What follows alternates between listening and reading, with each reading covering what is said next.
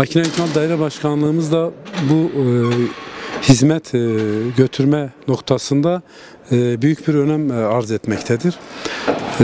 Kentimizdeki bulunmuş olduğumuz coğrafya kışın çok yoğun yaşandığı ve uzun sürdüğü bir bölge olması münasebetiyle Sayın Valimizin de talimatları doğrultusunda kışa hazırlık noktasında erkenden çalışmalarımızı yürüttük. Makine İkmal Daire Başkanlığımız envanterine kayıtlı 540 aracımız mevcut olup bunların 134 tanesi iş makinasıdır. Bunların kar küreme makinaları, kar savurma makinalarımız, tuzlama makinalarımızın çoğunluğunu kışa hazır hale getirdik. Makine İkmal Daire Başkanlığımız bünyesinde 2 ana atölyemiz ve 14 tane de kısım atölyemizde bu çalışmaların tamamı büyük bir süratle devam etmektedir.